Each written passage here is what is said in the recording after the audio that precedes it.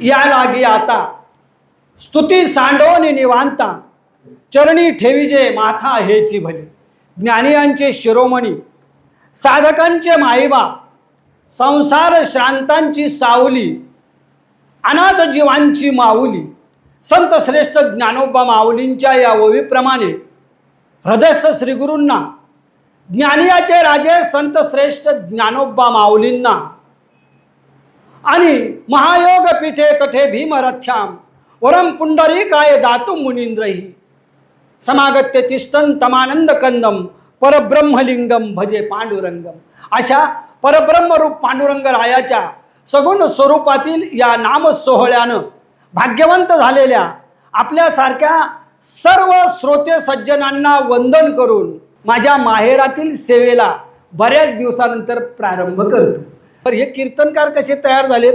अगोदर भजनी, नंतर टाळकरी, नंतर गावोगावी जाऊन जागरण करायची, नंतर दिंडी काढायची, नंतर महाप्रसादात पत्रवाळ्या उचलायच्या आणि मग कीर्तन करायचं। असे कीर्तनकार चळत नाहीत, ढळत नाहीत, मार्गावरनं वळत नाहीत।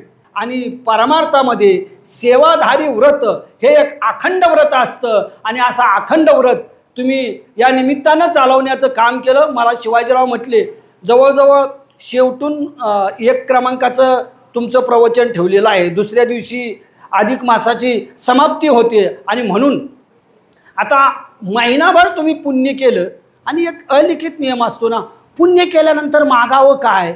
एवढं मोठं पुण्य केलंय, कमीत कमी 30 प्रवचनकार, 30 कीर्तनकार, 5-10 गावाची भजनी मंडळं, एवढं ऐकल्यानंतर आता त्या विश्वात्म्याकडं काय मागावं हा खूप मोठा प्रश्न आहे ना। आणि म्हणून त्या विश्वात्म्याकडं जे विश्वात्मक मागणं ज्ञानोबा माऊलीनं व्यक्त करण्याचं काम केलं, त्या विश्वात्मक मागण्याचा आपल्या मर्यादित वेळेमध्ये आपण विचार करणार आहोत। पहिल्या शब्दात मी म्हणालो की हा विश्व उद्धाराचा अमृत कुंभ आहे। हजारो पंडितांना, शास्त्रींना, शास्त्रकारांना 10 जन्म घेऊन जे समजलं नाही, जे जनता जनार्दनाला देता आलं नाही, ते देण्याचं काम फक्त एका पसायदानाद्वारा माझ्या ज्ञानोबा माऊलीनं केलेलं आहे। मी तर असं म्हणतो की पसायदानाच्या निमित्तानं, ज्ञानेश्वरीच्या निमित्तानं माऊली भगवान श्रीकृष्णाच्या 2 पावले पुढे आहेतच, परंतु पसायदानाच्या निमित्तानं अवतार पांडुरंग नाव ठेवियेने ज्ञानी हा पांडुरंगाचा अवतार, पांडुरंगाच्या 4 पावले म्हणजे श्रीकृष्णांच्या 4 पावले पुढे याच्यासाठी की भगवंत धर्मावर ग्लानी आल्यानंतर दुर्जनाचा संहार करतो आणि सज्जनांचं रक्षण करण्याचं काम करतो। माझा ज्ञानोबा नावाचा भगवंत म्हणतो की नाही, दुर्जनाचा संहार मला नाही करायचा, खळांचा संहार मला नाही करायचा, तर दुर्जनाच्या मनातली जी दुर्जन प्रवृत्ती आहे त्या प्रवृत्तीला मला नाहीसं करायचं आहे। कारण कसं असतं, खळ माणसाची एक परंपरा असते, त्याला शरीरानं एकदा मारलं दुसरं शरीर त्यानं तयारच ठेवलेलं असतं, ते बदला घ्यायला पुढे येतच। मी काय राधानगरी तालुक्याला नवीन सांगायची गरज नाही आणि त्यामुळं ते पुन्हा बदला घ्यायला येतं। परंतु खळाची जी वाकडी प्रवृत्ती आहे, दुर्जनाची दंभ, दुराचार, पाप, अत्याचार, वामाचार आणि भ्रष्टाचाराची जी प्रवृत्ती आहे, ही प्रवृत्तीच जर नष्ट झाली ना तर जगामध्ये सज्जनांचं साम्राज्य निर्माण व्हायला वेळ लागणार नाही। ईश्वरनिष्ठांची जी मांदियाळी आहे, ही ईश्वरनिष्ठांची मांदियाळी निर्माण व्हायला वेळ लागणार नाही। आणि हे कुणी केलं? हे काम उपेक्षितांचा म्होरक्या असणाऱ्या तारुण्याच्या उंबरठ्यावर ज्यानं पाय ठेवला अशा राजेश कुमार ज्ञानोबा माऊलीनं करण्याचं काम केलं। उपेक्षाच्या उंबरठ्यावर याच्यासाठी म्हटलो, अलीकडं भांडणं लागल्यात वारकरी संप्रदायात, ज्ञानोबा श्रेष्ठ की तुकोबा श्रेष्ठ, पहिलं नाव तुकोबांचं की पहिलं नाव ज्ञानोबांचं? निष्ठावंत वारकऱ्याला ज्ञानोबा आणि तुकोबा हे आपल्या आयुष्याच्या सायंकाळ नंतरचे सुद्धा सारथी वाटतात।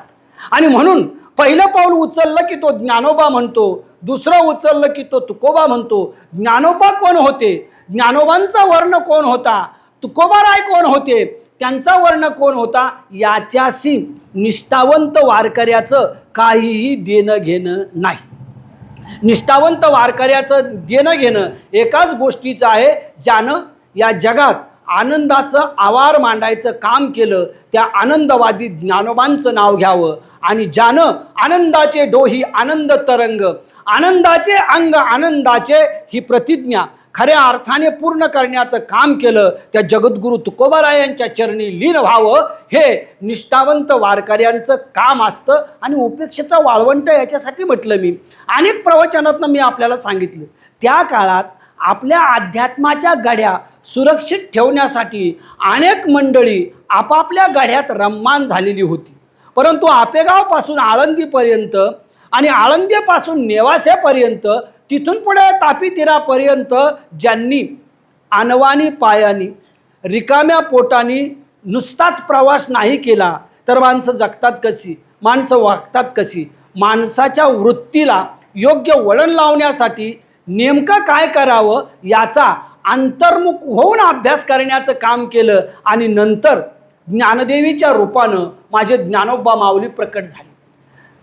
आपल्या ग्रंथाच्या पंचारतीच्या रूपानं ज्ञानोबा माऊली प्रकट झाले. म्हणून मी म्हणालो की भगवान श्रीकृष्णाच्या 4 पावले पुढे यासाठी की इथं दुर्जन नको, इथं सदैव प्रेमाचा सुकाळ असावा, इथं सदैव आनंदाचं माहेरघर असावं. मी नेहमी म्हणतो आपल्याला, ज्ञानेश्वरी ह्या शरदाच्या पौर्णिमेच्या रात्रीचा जो प्रसन्न सुकाळ आहे, असा प्रसन्न सुकाळ ज्ञानदेवीच्या कुठल्याही ओवीतून आपल्याला अनुभवायला येतो. ती ओवी शिवाजी भुकेलेंनी कशी सांगितली किंवा आणखीन कुठल्या महाराजांनी कशी सांगितली यापेक्षा ती ओवी ही जीवनाची शिदोरी आहे. ती ओवी जगायला बळ देते. जगण्याच्या अभिलाषा ज्यांच्या नष्ट झालेल्या आहेत त्यांच्या जगण्याच्या अभिलाषा वाढवण्याचं काम करते. म्हणून पसायदान हे जगण्याच्या अभिलाषा वाढवणारं विश्वगीत आहे. ज्याला वाटतं आपण मरावं त्यानं पसायदान एकदा म्हणावं म्हणजे त्याला मी जगावं असं वाटायला लागेल. पसायदानाची वस्तू सामर्थ्य शक्ती एवढीच. का जगावं याचं मर्म त्याला कळेल, कुणासाठी जगावं याचंही मर्म त्याला कळायला लागेल. खरं तर ज्यांचा संसार नव्हता, ज्यांचं विश्व हे विश्व व्यापक होतं, त्या ज्ञानोबा माऊलीनं एक नियम आहे, ग्रंथ समाप्ती प्रित्यर्थ ग्रंथकर्त्यानं भगवंताकडं, सद्गुरूकडं, सज्जनांच्याकडं काहीतरी मागत राहावं.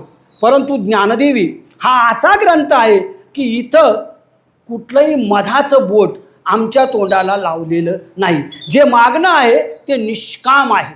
निष्काम मागण्यांच्या द्वारा ही विश्वव्यापक प्रार्थना करण्याचं काम केलं. आता शाळेमध्ये बऱ्याच प्रार्थना बंद झाल्या. माझ्या वेळी पसायदान म्हटलं जायचं आणि पसायदान म्हटल्यामुळं असं वाटायचं सकाळी पसायदान म्हटलोय, निदान आज दिवस मावळेपर्यंत तरी काही वाईट काम करायला नको, उद्याचं उद्या बघू.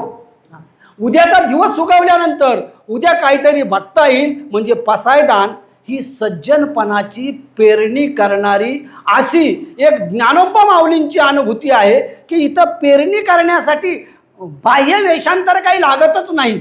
ही सज्जनपणाची पेरणी आपोआप हृदयातून होती. आणि अशी हृदयातून पेरणी करणारं दिव्य दान. आणि स्वप्न कसं, स्वप्न तुमची माझी स्वप्न काय हो, सापासारखी जमिनीवरून सरपटणारी, त्याचं पेटलं तर माझं उभा राहू दे, माझं उभा राहिलं तर आणि एक मजला चढू दे. आमची स्वप्ने क्षुद्र, आमची स्वप्ने ही फक्त आमच्या स्वार्थाच्या आणि अहंकाराच्या भोवतीनं आम्हाला गिरक्या घालायला लावणारी. संतांची स्वप्न ही गगनाला गवसणी घालणारी असतात. संतांची स्वप्न मनाच्या पक्षाला उंच उंच भरारी मारण्याची प्रेरणा देतात. म्हणून ज्ञानोबा माऊलीचं स्वप्न जर साकार करायचं झालं तर प्रत्येक वारकऱ्याच्या मनाच्या पक्षानं उच्च गगनात भरारी मारली पाहिजे. आणि उच्च गगनात भरारी मारण्याची प्रेरणा गीत जर कुठलं असेल तर ते पसायदान आहे. ही प्रेरणा पसायदानाच्या रूपानं, एका दिव्यत्वाच्या रूपानं ज्ञानोबा माऊलीनं देण्याचं काम केलं. मग आता म्हणजे नेमकं केव्हा, आता म्हणजे 18 अध्याय समाप्त झाले तेव्हा मी मगाशी म्हटलो तुम्हाला, धनम देही वरम देही वधूम देही, म्हणजे जे जगातलं भौतिक गोष्टीतून नाश पावणारं मागणं आहे ते अनेक ग्रंथामध्ये मागितलेलं आहे. ज्ञानेश्वरी 700-750 वर्षापर्यंत आणि इथून पुढं सूर्यचंद्र जोपर्यंत उगवण्याचं आणि मावळण्याचं काम करतील तोपर्यंत जिवंत राहण्याचं कारणच एक आहे की ज्ञानेश्वरीतली प्रार्थना ही केवळ भौतिक गोष्टीसाठी आणि क्षुद्र मागण्यांच्यासाठी केलेली प्रार्थना नाही. इतर सर्व ग्रंथ जन्माला येतील या 100-200 वर्षामध्ये एवढे ग्रंथ आणि एवढे स्वामी जन्माला आले की स्वामीच्या भाऊगर्दीमध्ये कुठे ज्ञानोबा गेले आणि कुठे तुकोबा गेले याचा पत्ताच लागत नाही. कधीतरी अंतर्मुख म्हणून म्हणतो, ज्ञानोबा माऊली तुम्ही व्यर्थ जाणार का? तुकोबा राय तुम्ही व्यर्थ जाणार का? कारण दुकानदार तो मेले में लुट गए यारो, तमाशा बिन दुकानदार बन बैठे. आता तमासगीर दुकानदार व्हायला लागले. संत सज्जने मांडली दुकाने, जे जया पाहिजे ते आहे रे, याचं काय व्हायचं? पण नाही, जोपर्यंत सूर्यचंद्र राहतील तोपर्यंत संजीवन दान लाभलेली ज्ञानेश्वरी जीवनाला, त्यातल्या त्यात पसायदान जीवनाला नवसंजीवनी देण्याचं काम जे आहे हे काम करत राहील. या नवसंजीवनीची प्रेरणा माऊलीनं या स्वतःच्या मागण्याचा विचार न करता आता म्हणजे तेव्हा की जेव्हा मागण्याचा अधिकार निर्माण झाला तेव्हा. परमार्थात आपले एक अलिखित नियम आहे की अधिकारी पुरुषानं सत्पुरुषाकडं काहीच मागू नये. अधिकारी पुरुषानं सत्पुरुषाच्या चरणी फक्त लीन होण्याचं काम करावं आणि न सांगता कळो येते अंतर. तुम्हाला न सांगता सर्व काही कळून येतं, पण आपण अधिकारी आहोत का? म्हणजे अधिकारी म्हणजे प्राध्यापक भुकेले MA MPhil PhD वगैरे असलं नाही. हे अधिकारी ह्या चिखलाच्या गोष्टी आहेत, ह्या कधी गळून पडतील याचा पत्ता लागणार नाही. हा अधिकार नाही. अधिकार तो की परमार्थाच्या क्षेत्रातला आपला अधिकार निर्माण. कधी पक्षाला सांगावं लागतं की आंबा आता पाडाला आलेला आहे, पेरू आता परिपक्व व्हायला लागलेला आहे, त्याला काही सांगावं लागत नाही हो.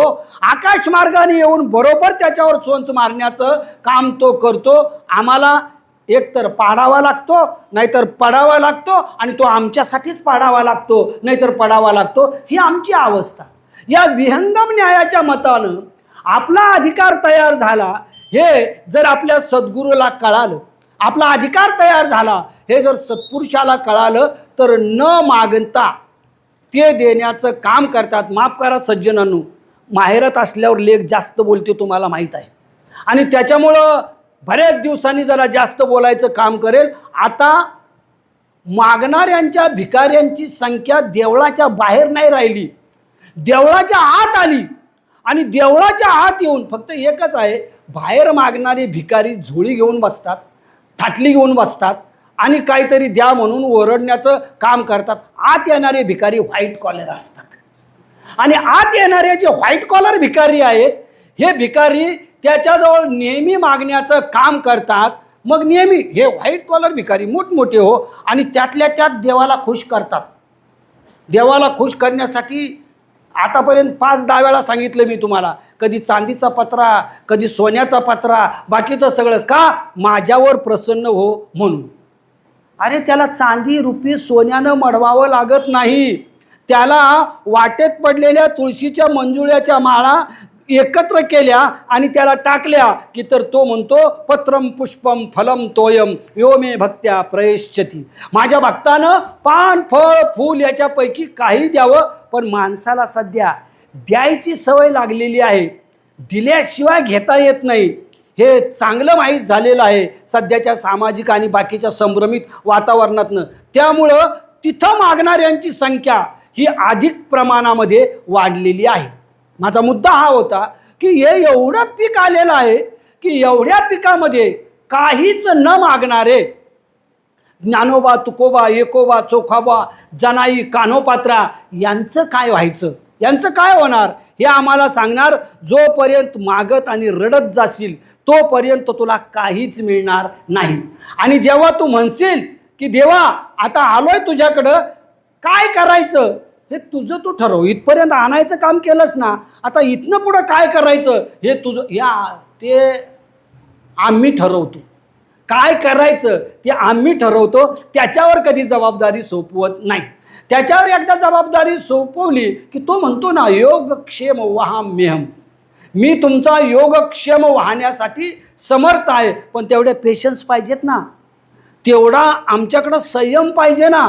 एवढा संयम आमच्याकडं नाहीच हो. आणि त्यामुळं परमार्थामध्ये ज्या वेळा चंचल लोकांची संख्या वाढायला लागते त्यावेळा मागणाऱ्यांचा सुळसुळाट होतो, आणि मागणाऱ्यांचा सुळसुळाट होतो त्यावेळा खरा परमार्थ बाजूला पडतो. तेव्हा जेव्हा मागायचं, अरे 10 रुपये गल्लीत मागायचे झाले तर तिथं आपली लायकी आहे की नाही याचा 10 वेळा आपण विचार करतो आणि मग 10 रुपये मागतो. आणि जो 10 जन्मापेक्षा अधिकचं कल्याण करणार आहे त्याच्याजवळ काही मागताना आपली किती लायकी निर्माण झाली याचा कधीतरी विचार करावा. कधीतरी मी मागण्याचा अधिकारी निर्माण झालो का. आणि परमार्थामध्ये ज्या अधिकाराच्या पायऱ्या सांगितलेल्या आहेत त्या अधिकाराच्या पायऱ्यामध्ये सर्वात महत्त्वाची गोष्ट ही की ज्या वेळा अंतःकरण निष्पाप व्हायला लागतं त्यावेळा माणूस मागण्याच्या पलीकडे जातो. ज्या वेळा अंतःकरण स्थिर व्हायला लागतं त्यावेळा माणूस सिद्धीच्या रिद्धीच्या पलीकडे जातो. ज्या वेळा ज्ञानाची अभिलाषा लागते त्यावेळा माणूस शास्त्र वेद आणि पुराण यांच्या पलीकडे जातो. आणि ज्या वेळा ज्ञानवंतच होतो त्यावेळा सगळ्या शास्त्र पुराणांना आपल्या पायाचं दास करण्याचं काम करतो. माझ्या ज्ञानोबा माऊलींचा हा अधिकार. आणि या अधिकाराच्या द्वारा जेव्हा पापाची निवृत्ती होते, मन राम होण्यासाठी ते राम कृष्ण वगैरे सोडून द्या, निदान निष्पाप एकदम निष्पाप होण्यासाठी पसायदानाची प्रार्थना अंतःकरणातलं मालिन्य दूर करणारी संवेदनात्मक शक्ती आहे. ही प्रार्थना अंतःकरणातला मळ नेहमी घर सकाळी लुटून काढतो आपण. बाहेरनं कोण आलं तर त्याला माझ्या आया बहिणींना माहीत आहे, पहिल्यांदा लोटून काढायचं, नंतर सडा समर्जन रांगोळी काढायची. कशासाठी? आल्या आल्या घर प्रसन्न वाटावं. म्हणजे घरातला कचरा बाहेरच्या माणसाने बघण्याच्या अगोदर आपण घर स्वच्छ करतो. मनातल्या कचऱ्याचं काय करायचं? ह्यो मनातला जो कचरा आहे हा मनातला कचरा जावा याच्यासाठी आपण काय करतो? त्या झाडून साळत्यानं कचरा साफ करतील हो, पण मनाचा कचरा साफ करण्यासाठी महाराजांनी ज्ञानोबा माऊलींनी जे मार्ग सांगितले त्या मार्गाचा आपण विचार करतो का? नाही. जसं मोठमोठ्या शहरातून कचरा कमी करा असे बोर्ड लावले जातात, शहाणी माणसं तिथंच कचरा टाकतात, कारण इथं येणारे लोक इथला कचरा उचलतील असं सांगतं. जसे मोठमोठे महाराज आपल्याला सांगतात मनातला कचरा कमी करा. आपण महाराजाच्याही मनात कचरा कसा वाढेल आणि आपल्याही मनात कचरा कसा वाढेल याच्यासाठी जाणीवपूर्वक प्रयत्न करतो. मनातला कचरा हा आपल्या अंतःकरणामध्ये मी मगाशी सांगितलेले दंभ दुराचार पाप वामाचार ह्या ज्या भावना आहेत ना या भावना वाढीला लावण्याचं काम करतो. काय करावं परमार्थात? एक जन्म तसा गेला तरी चालेल, परंतु निष्कामता निजदृष्टी अनंत पुण्य कोट्यान कोटी रोकड्या लागती पाठोपाठी तय होय भेटी हरिप्रियाची. हरीला प्रिय असणाऱ्यांची भेट व्हायची असेल तर मनातला कचरा जावा. तुकाराम महाराज म्हणतात मनातला कचरा जाण्यासाठी कचरा साठवायचा गडिंग्लजमध्ये, कचरा साठवायचा सरवड्यामध्ये आणि धुवायला जायचा नाशिकला, कारण कुंभमेळा आलाय ना आता.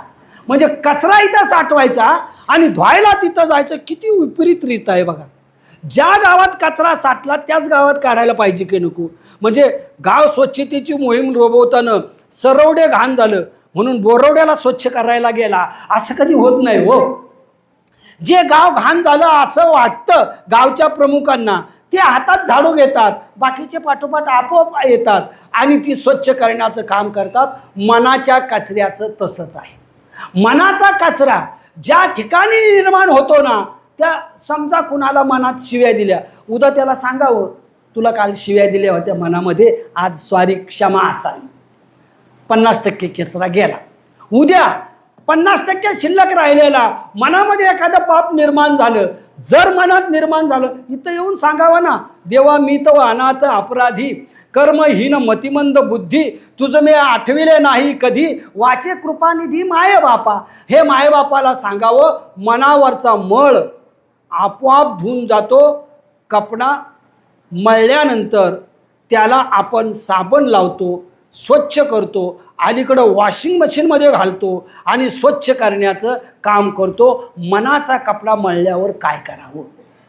मनाचा कपडा मळल्यावर आपल्याला त्या संत सज्जनांची भेट व्हावी की जे नामस्मरणाच्या द्वारा, जे नवविधा भक्तीच्या द्वारा, जे तत्वम पदार्थ शोधनमच्या द्वारा हळूहळू हळूहळू हळू ही मनातली घाण जी आहे, ही मनातली घाण बाजूला काढतात. एकदा मनातली घाण गेली ना, माणूस निष्पाप बालकासारखा होतो.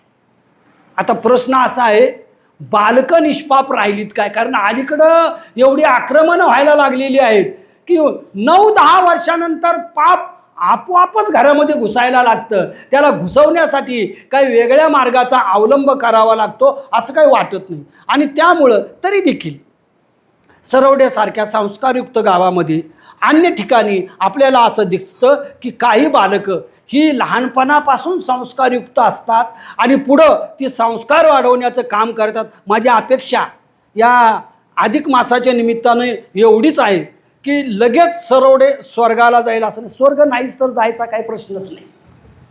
लगेच तो वैकुंठाला जाईल अशातलाही काही प्रश्न नाही. फक्त संस्काराची बेट या एका महिन्यामध्ये एका एका गल्लीत एक एक बेट निर्माण व्हावं. सरवड्यात जेवढ्या गल्ल्या आहेत तेवढ्या गल्ल्यामध्ये एक संस्कारच. कारण चंदनाचं झाड सगळीच लावणी करावं लागते असं नाही. चंदनाचं झाड एका कोपऱ्यावर उगवलं आणि वाढलं तरी सर्वांगी सुवास परितो उगला न राहे. स्वभावते तरुवर चंदन करीतची जाय. वाऱ्याच्या एका झुळकीबरोबर त्या आसमंताला सुगंधित करण्याचं काम करतो. अधिक मासाच्या निमित्तानं ही संस्काराची चंदनाची झाडं सरवड्यातल्या गल्लीत एक एक जरी निर्माण झालं तर ते गल्लीला शुद्ध करण्याचं काम करेल. एका एका गल्लीला ते सुगंधित करण्याचं काम करेल. आणि एक एक गल्ली जर सुगंधित झाली तर पांडुरंग म्हणेल, आता पंढरपुरात खूप दिवस राहिलो, आता सरवड्यातच येऊन राहतो. कारण आमच्या अनेक सज्जनांनी म्हटलेलं आहे की देवा, आता तुमचा वाळवंटीचा सोहळा या महाराष्ट्राच्या नगरी खेळा, म्हणजे गावोगावी खेळा. वाळवंटातला सोहळा आमच्या गावात जाईपर्यंत विरून जातो आणि म्हणून वाळवंटातला जो सोहळा आहे हा वाळवंटातला सोहळा आमच्या गावात निर्माण झाला पाहिजे. केवळ अधिक मास नाही, तुम्हाला म्हटलो ना मी, गेल्या 30 वर्षामध्ये सर्व संतांच्या पुण्यतिथ्या असतील, नामसप्ताह असेल, वारीच्या, ही सगळी साधनं काय माहीत आहे का? ही तुम्ही म्हणणार सगळ्यांना मिळतं काय? आता शर्ट स्वच्छ झाल्यानंतर दिसतोच की हो स्वच्छ झाला म्हणून. पॅन्ट स्वच्छ झाल्यानंतर दिसतीच की पॅन्ट स्वच्छ झाली म्हणून. माणूस स्वच्छ झाला की आपोआप दिसतो. कसा दिसतो? तुका म्हणे सुखे पराविया सुखे अमृत हे मुखे स्त्रवतसे. दुसऱ्याच्या सुखानं तो आपोआप सुखी व्हायला लागतो. दुसऱ्याच्या दुःखानं त्याला आपोआप दुःख व्हायला लागतं. हे आहे मनावरचं मळ जाण्याचं लक्षण. हे एकदा मनाचा मळ गेला की आपण मागायचे अधिकारी तयार होतो. एकदा मळ गेला की मग आपोआपच त्याला शुद्धतेकडे जायला काही, एकदा मळ गेल्यावर शुद्ध व्हायला काय लागतं हो? फक्त स्थिर व्हावं. आणि स्थिर व्हायचं झालं तर काय करावं? अगदी पहिल्या अध्यायापासून 18व्या अध्यायापर्यंत अनेक ओव्या संदर्भ दाखल आपण ऐकलेल्या आहेत की का, आणि महाराजांनी म्हटलेलं आहे, काय काय करू तया मना, करू नये त्याची करी विवंचना, नेऊ पतना आदरिले. माणसाला पतनाच्या दरवाजात उभं करण्याचं काम मनच करतं. आणि माणसाला निर्मलतेचं जे महाद्वार आहे हे महाद्वार उघडं करून देण्याचं काम सुद्धा मनच करतं. पण ते कधी आपल्याला निर्मलतेच्या महाद्वारापर्यंत नेईल? जोपर्यंत ते स्थिर होईल तोपर्यंत. त्यासाठी वाचिक पुण्याची, त्यासाठी कायिक पुण्याची, त्यासाठी मानसिक पुण्याची गरज आहे. वाचिक, कायिक किंवा मानसिक पुण्याई ज्या वेळा निर्माण होईल, उगाच वेड लागलंय म्हणून गाथा वाचायला लागल्यात, दररोज ज्ञानेश्वरी वाचायला लागल्यात, त्यांना वेड नाही लागलेलं. वाचिक पुण्याई काय करते? हे वाचा सिद्धी वगैरे आम्ही मानतच नाही. एकनाथ महाराजांनी त्यांना अतिशय क्षुद्र ठरवलेलं आहे, त्यामुळं त्या मानत नाही. तर वाचिक पुण्याई ते करते की आपण ज्ञानोबा माऊलीचं नाव घेतो, आपण तुकोबारायांचं नाव घेतो, त्यांच्या नावाने आपण पुण्यवंत होतो.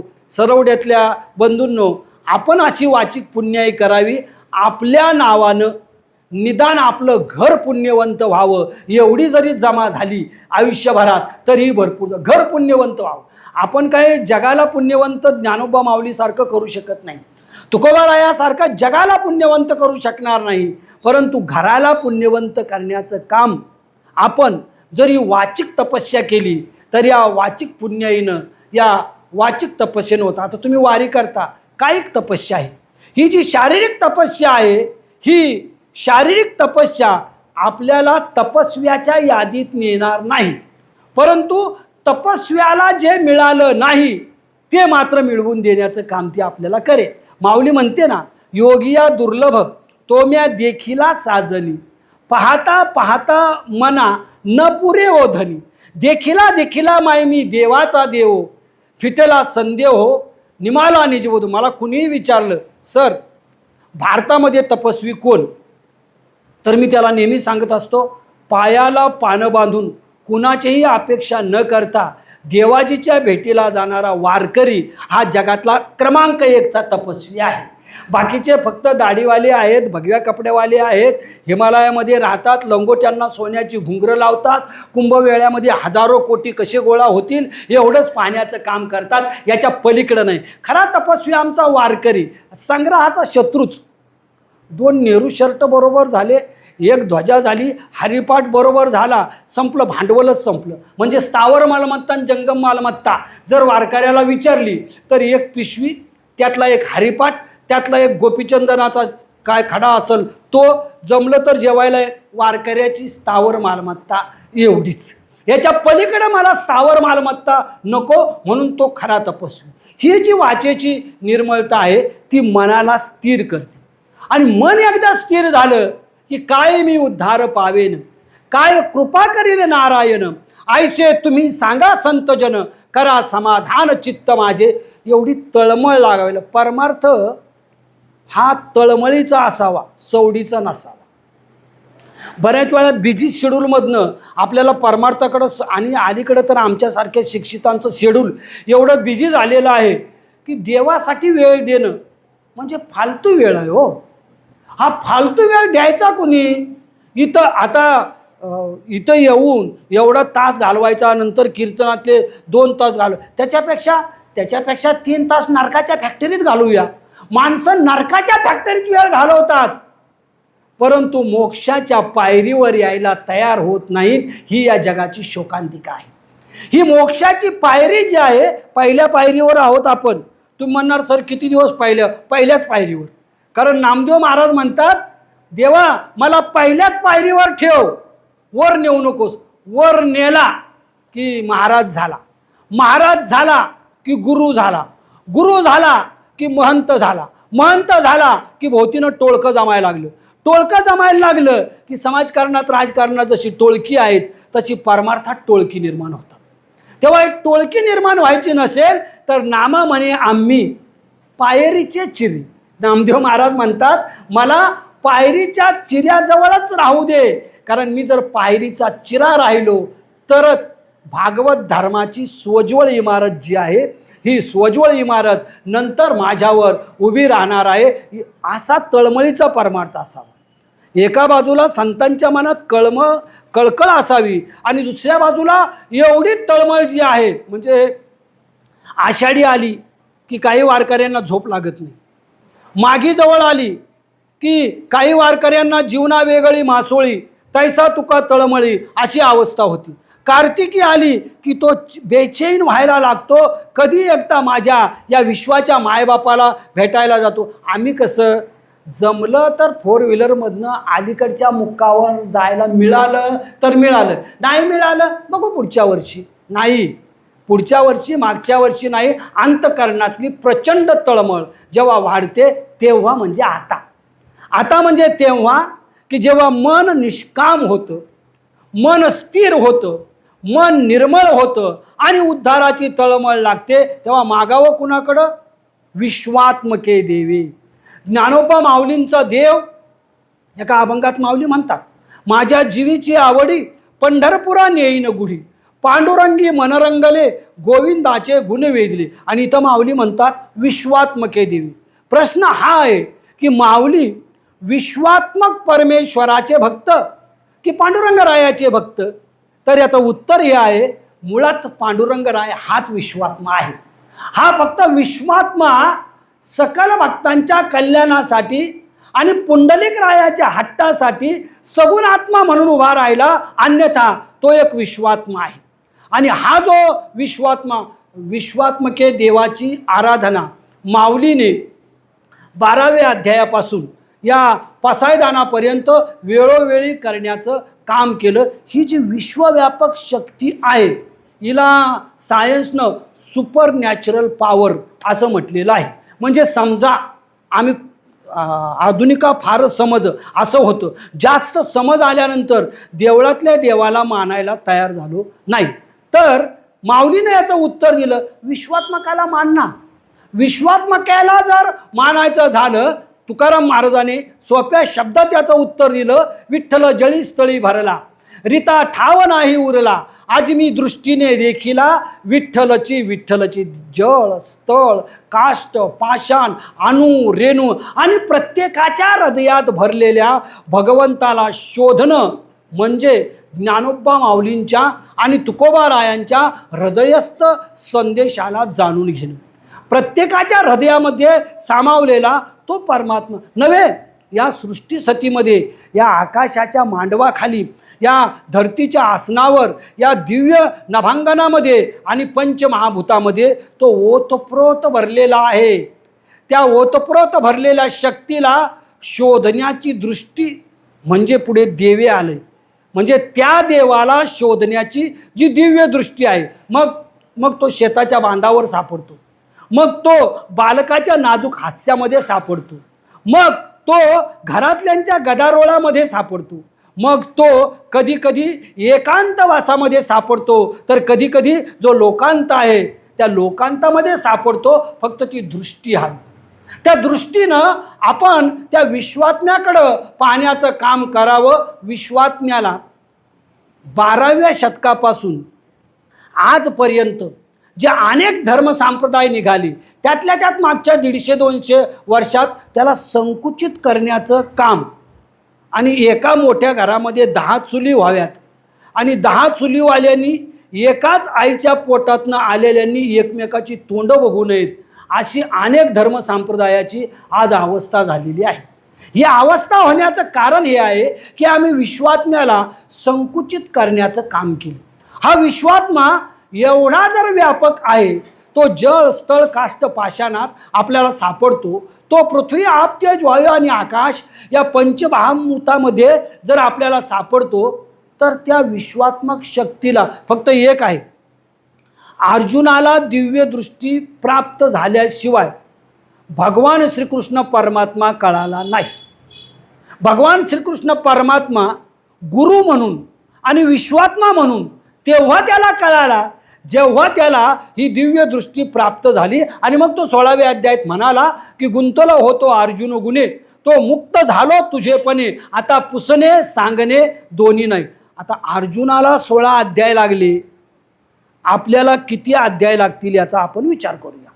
त्याला 16 अध्याय म्हणजे देवाला सांगत होता स्थापयित्वा रथोत्तमम, देवाला सांगत होता कुणाला मारू सांग, देवाला ऑर्डर देत होता, मागे भगवंत पुढे भगवंत रथावर भगवंत, सगळ्या बाजूनं भगवंताच्या वलयामध्ये असणाऱ्या अर्जुनाला जर 16 अध्याय लागले, तर मी मगाशी म्हणालो आपल्याला 16 जन्म लागले तरी संयम असावा. महाराजांनी म्हटलं याच्यासाठी केला होता अट्टहास, शेवटचा दिवस गोड व्हावा. आयुष्याची सायंकाळ जर गोड व्हायची झाली तर संयमानं त्या दिव्यत्वाला, इथं देवे म्हणजे दिव्यत्व, देवे म्हणजे प्रकाश, देवे म्हणजे आत्मानंद, देवे म्हणजे ब्रह्मानंद. खरं तर खळखळत्या इंद्रायणीचं पाणी पिऊन, सळसळत्या आजान वृक्षाची पानं खाऊन, सच्चिदानंदाच्या कंदातील ब्रह्मानंदाची साधना ज्या माझ्या ज्ञानियाच्या राजानं करण्याचं काम केलं, तो ब्रह्मानंद बहुजनांच्या झोपडीपर्यंत जाऊन पोहोचला पाहिजे. याच्यासाठी अखंड निंदेच्या धारा तीर्थामध्ये तारुण्याच्या उंबरठ्यावर पाय ठेवण्याच्या अगोदर संजीवन समाधीच्या रूपानं माझ्या ज्ञानियाच्या राजानं आपला देह, आपल्या इच्छा, आपलं सारं या जनता जनार्दनाच्या चरणी समर्पित करण्याचं काम केलं. सज्जनांनो, आपण त्या ज्ञानियाच्या राजाचे भक्त आहोत. आपण त्या ज्ञानियाच्या राजाच्या सावलीत आहोत की ज्यानं जगाच्या कल्याणासाठी सर्वस्वाची आहुती देण्याचं काम केलं. सगळे सर्वस्वाची आहुती देऊन जो फक्त या विश्वाची माऊली म्हणून या विश्वामध्ये उरला, विश्वाची माऊली म्हणून जर उरायचं झालं तर सर्वस्वाचा त्याग करावा लागतो. थोडंसं सर्वस्व जे आहे या इथपर्यंत नाही पोहोचलो तर कमीत कमी या सर्वस्वाच्या ऐलतीरावर काही गोष्टीचा त्याग करावा. देवे हे दिव्यत्व जर प्राप्त झालं तर काय होतं? माऊली पुढं म्हणतात की तो शोनी मज द्यावे. हे विश्वात्मका देवा, माझ्या वाणीरूपी यज्ञावर तुम्ही प्रसन्न व्हा. येणे वागयज्ञ तोषावे. यज्ञ कशाचा करावा या बाबतीत अजून खूप भांडणं आहेत. का आता पाऊस पडेना झालाय, कोण सांगतील पर्जन्य कामिष्ठी यज्ञ करा. शेंडफळ होईना झालं, कोण सांगतील पुत्र कामेष्ठी यज्ञ करा. आणखीन राजसूय यज्ञ करा. हे सगळे आता काय कागदाच्या नोटावरती होणार नाहीत.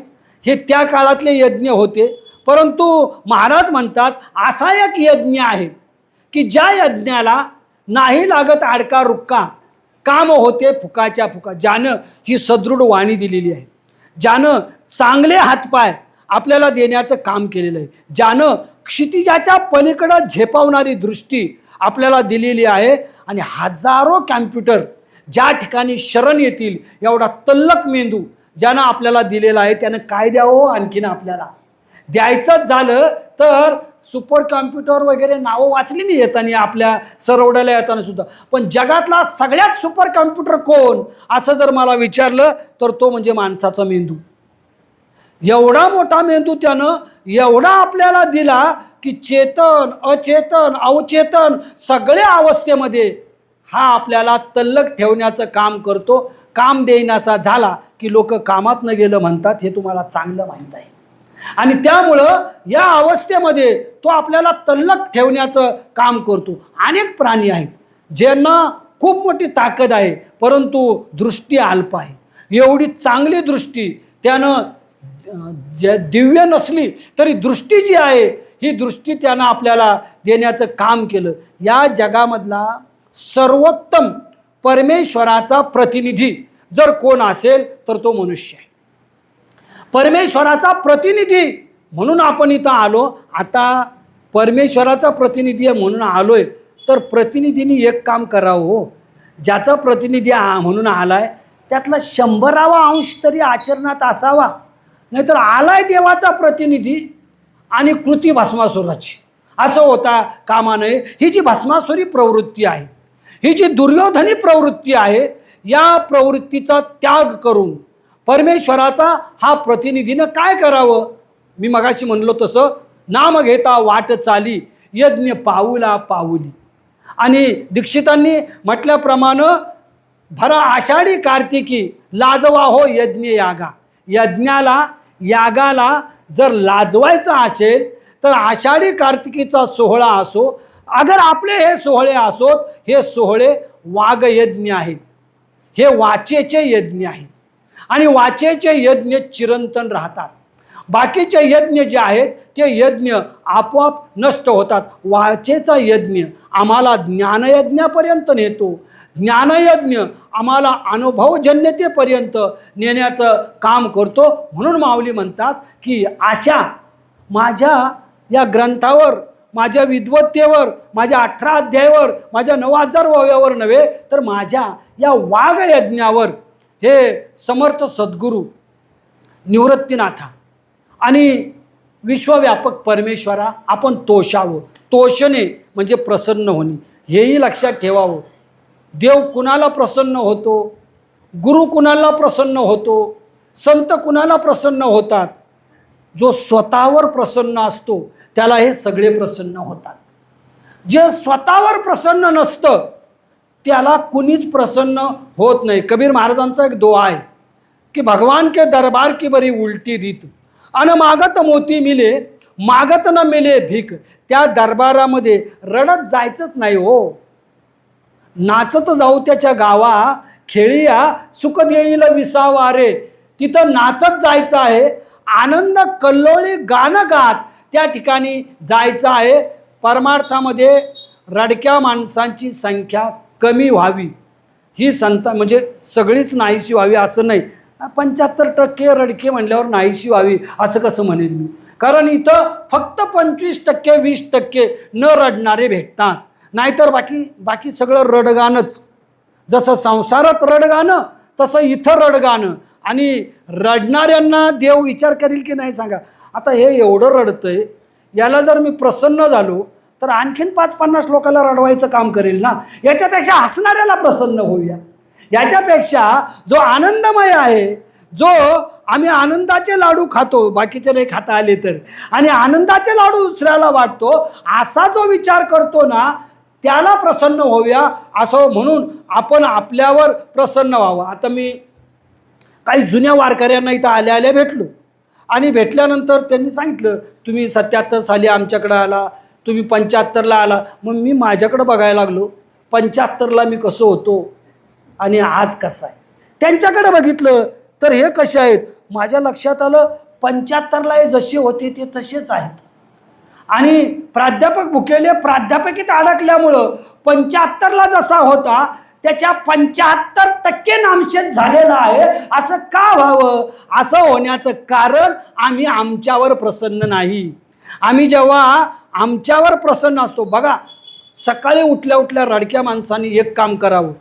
जो प्रसन्न वारकरी असेल आणि त्याचं घर जर आपल्या घरासमोर असेल, कुणाचं तोंड बघू नये, कारण तोंड कुणाचं बघावं याच्यावर बऱ्याच लोकांचा दिवस अवलंबून असतो. आणि त्याच्यामुळं उठल्या उठल्या तोंड त्याचं बघावं.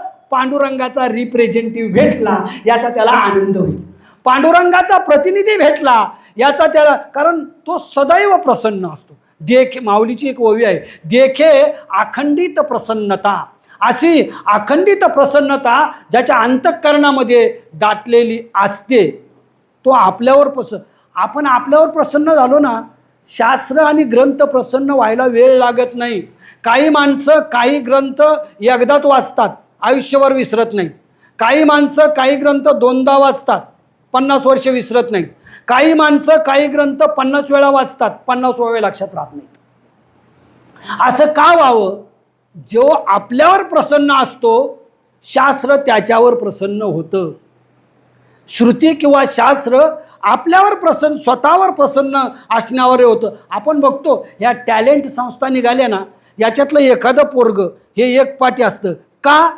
याचं कारण ते स्वतःवर प्रसन्न असतं. जे जे ग्रहण करायचं ते ताबडतोब ग्रहण करतो. वारकरी, साधक आणि सज्जन हा स्वतःवर प्रसन्न असतो. आपलं शरीर आपल्यावर प्रसन्न झालं की शास्त्र आपल्यावर प्रसन्न होतं, आणि मग देव विचार करायला लागतो. याच्यावर ग्रंथ प्रसन्न झाले, याच्यावर शरीर प्रसन्न झालं, याच्यावर मन प्रसन्न झाले. आता मी कशाला थांबू? वाट पाहे उभा भेटीची आवडी, कृपाळू तातडी उतावीळ. मी का थांबावं? मी थांबणार नाही, मी कृपा करेल. आणि त्यानं कृपा केली की सर्वात शेवटी होते ती सद्गुरूची कृपा. एकदा सद्गुरूची कृपा झाली की संसाराच्या नौकेत बसून परमार्थाचा पहिलं तीर गाठायला वेळ लागत नाही. या 4 कृपा म्हणजे तोषणी.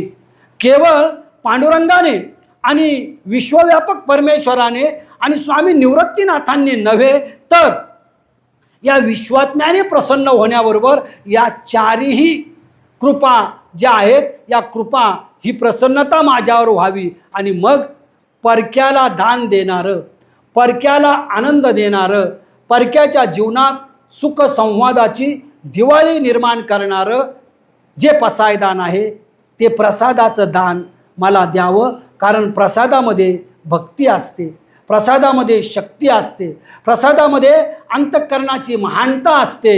आणि ही अंतःकरणाची महानता पुढच्या ज्या 8 ओव्या आहेत पसायदानाच्या, या ओव्याच्या निमित्तानं माऊलीनं प्रकट करण्याचं काम केलं. वेळ झालेली आहे आपली. कधीतरी राहिलेल्या या 8 ओव्याच्या निमित्तानं माऊलीनं ज्या चालत्या कल्पतरूच्या बागा बोलके अमृताचे सागर आणि जे ईश्वरनिष्ठांची मांदियाळी जी या महाराष्ट्रीयांच्या नगरी निर्माण करण्याचं काम केलं त्याचा विचार आपण करू. तात्पुरतं एकच लक्षात घेऊ की आता अधिक मासाच्या समाप्तीच्या निमित्तानं पांडुरंगा तुझ्याकडं एवढंच मागणं आहे की तुझं नाव आणि ज्ञानोबा माऊलीचं पसायदान जेव्हा निद्रेतून मी जागा होईल तेव्हा तुझं नाव ओठावर यावं आणि पसायदानातली कुठलीही ओवी माझ्या ओठावर यावी. जगाच्या कल्याणाची भावना हळूहळू माझ्या अंतःकरणामध्ये निर्माण होईल आणि ही जगाच्या कल्याणाची भावना तुमच्या अंतःकरणात निर्माण व्हावी म्हणून या अधिक मासाचं नियोजन करण्यात आलेलं आहे. शेवटच्या 2 मिनिटात एक छोटी गोष्ट की जी कधीतरी मी आपल्याला सांगितली असेल की एका सम्राटानं आपल्या दारात एक हौद बांधला आणि गावामध्ये दवंडी दिली की गावातल्या प्रत्येक माणसानं तांब्याभर दूध याच्यात आणून ओतावं. गाव तसं लबाड दुराचारी लोकांचं होतं आणि त्यातल्या त्यात होम मिनिस्टर सल्ले देणारी जास्त होती. त्यांनी घरात सल्ले दिले काय हो सगळं गाव दूध ओतणार आहे, तुम्ही तांब्याभर पाणी ओतलं तर काय बिघडणार आहे? हौदभर दुधातनं तुमचं तांब्याभर पाणी कुठं दिसून येणार आहे? म्हटले तुमचं बरोबर आहे. पहिल्यानं तांब्याभर पाणी ओतलं, दुसऱ्यानं ओतलं, 5000 मंडळी होती, 4999नं तांब्याभर पाणी ओतलं, हौद पाण्यानं तुडुंब भरला. एक शाना म्हटला होम मिनिस्टर काही सल्ला देऊ द्यात, दूध ओतायचं सांगितलं ना दूध घेऊन जाऊया. त्यानं दुधाचा तांब्या गेला, हातात घेतला, हौदाजवळ गेला, बघतो तर हौद पाण्यानं तुडुंब भरलेलं. विचार करायला लागला आता जर तांब्याभर दूध यात ओतलं तर गावकरी म्हणतील आला उंटावरचा शहाणा. सगळ्या गावाने जे केलं ते तुला करायला पाहिजे होतं का तुझ्या मनाचा शहाणपणा गाजवायला गेला? सगळ्या गावाने पाणी ओतलं, ओत ना पाणी तू, तुझं काय बिघडतंय? म्हणून त्यानं दुधाचा तांब्या परत नेला आणि पाणीच आणून ओतलं. ग्रामसभा भरली. तो प्रमुख गावचा म्हणाला माझ्या गावात एकही माणूस प्रामाणिक नाही, या गोष्टीचं मला अतिशय दुःख झालं. जो प्रामाणिक होता तो गप्प कसा बसल? तो उठून उभा राहिला आणि म्हटला महाराज किंवा पाटील किंवा साहेब मी तांब्याभर दूध आणलं होतं, पण तुम्हीच मला सांगा हौदभर पाण्यातनं माझं तांब्याभर दूध कुठं लागलं असतं? आणि त्यामुळं मी तांब्याभर दूध परत नेलं, मी प्रामाणिक आहे आणि नंतर मी पाणी आणून ओतलं, यात माझा काय दोष? प्रमुख म्हणाला सगळ्यात मोठा दोष तुझा आहे, कारण तू जर तांब्याभर दूध ओतलं असतं तर 100व्या अंशानं पाण्याचा रंग बदलला असता आणि मी पुढची 50 वर्ष गावाला सांगत बसलो असतो माझ्या गावात एक माणूस प्रामाणिक आहे. 50 वर्षानंतर दुसरा निर्माण झाला असता, त्यानंतर तिसरा, चौथा, पाचवा आणि काही वर्षानं असा दिवस आला असता की जो हौद आज पाण्यानं भरलाय तो दुधानं तुडुंब भरला असता. सुरुवात तू तुझ्यापासून करायला पाहिजे होतीस, तू तुझ्यापासून केली नाही आणि त्यामुळं चांगलं कर्म तसंच राहिलं. सरवडेकरांनो, समाजाचा हौद पाण्यानं भरलेला आहे. नेमका मुखवटा पाप्याचा कुठला, रावणाचा कुठला, दुर्योधनाचा कुठला हे समजेन असं झालेलं आहे. माणूस कुणाला म्हणावा याची व्याख्याच होईन अशी झालेली आहे.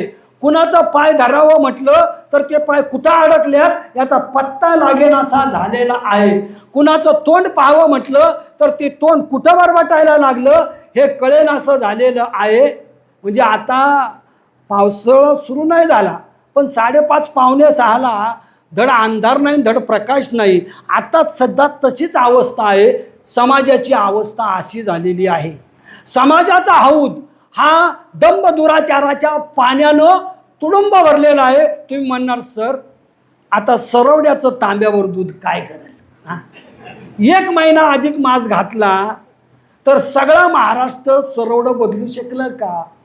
1 महिना कीर्तनं केली, 1 महिना प्रवचनं केली आणि नंतर काही नैमित्तिक कार्यक्रम केले तर सगळा महाराष्ट्र बदलल का? सरवडेकरांनो, तुमचा तांब्या दुधाचा आहे आणि महाराष्ट्राची भूमी ही भूमी ऋषीमुनींची, त्या देवदेवतांची अशी ही भूमी आहे.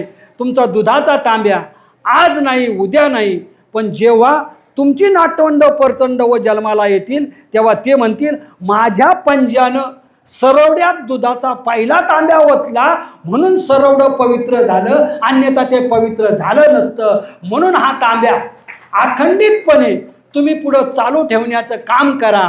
हीच विनंती बऱ्याच दिवसानं आपल्याला भेटल्यानंतर आपल्याला करतो. आणि तरी न्यूनते पुरते अधिकते सरते करून घ्यावे तुम ते विनवित असे या नम्र भावनेनं